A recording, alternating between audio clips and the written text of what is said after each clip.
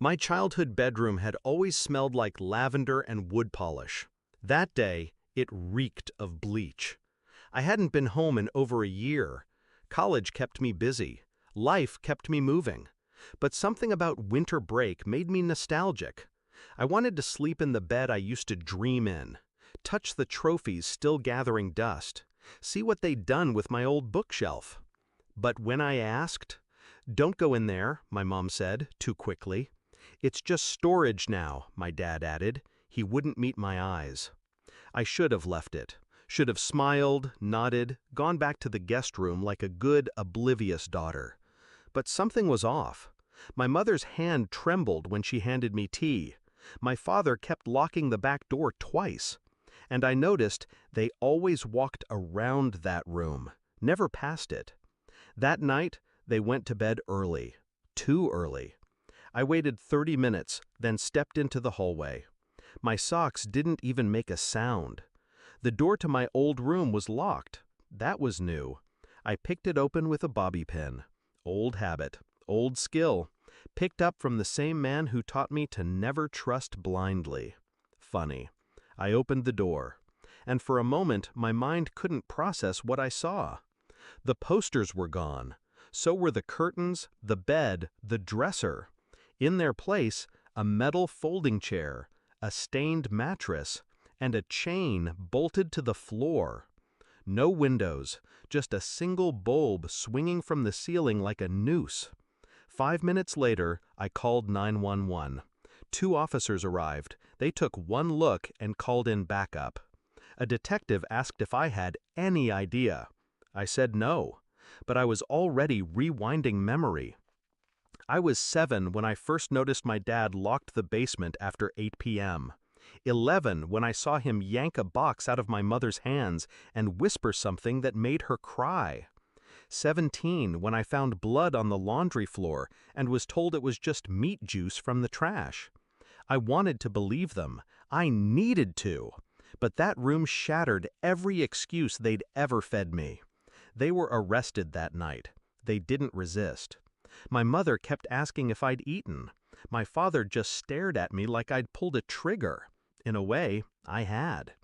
The investigation moved fast, too fast, because there were fingerprints, hair samples, DNA. The room hadn't been empty long. The forensic team said it had been cleaned recently. Poorly. Then came the files, photos, logs, a burner phone hidden in my dad's old toolbox, conversations, transactions, descriptions. They trafficked people, girls, mostly teens, some older, some younger. They used my old room as a holding place before transfers. My trophies were packed in the garage beside zip ties and sedatives. I didn't cry. I didn't scream. I became still.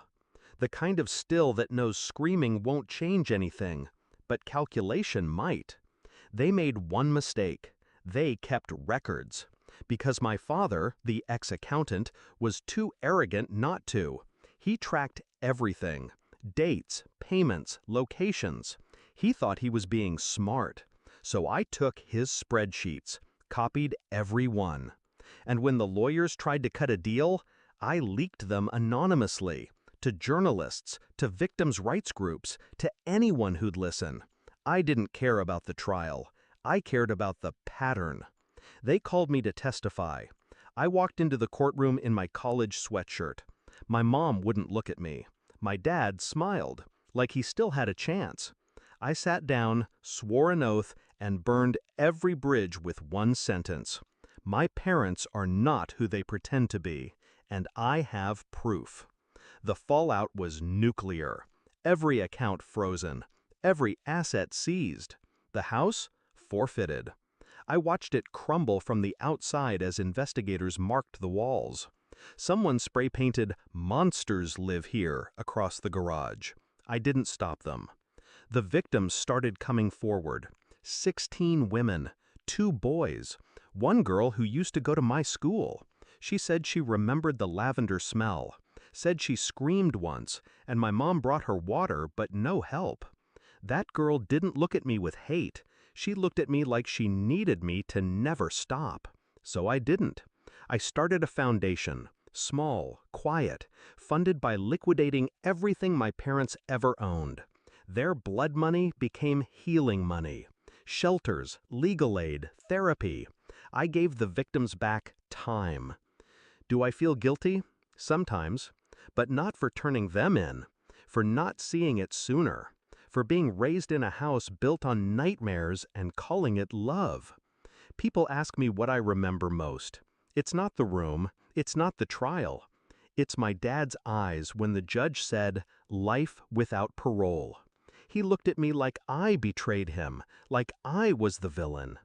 But he taught me something once. Always follow the numbers. They never lie. He was right, and they led me straight to justice. So no, I don't regret opening that door. I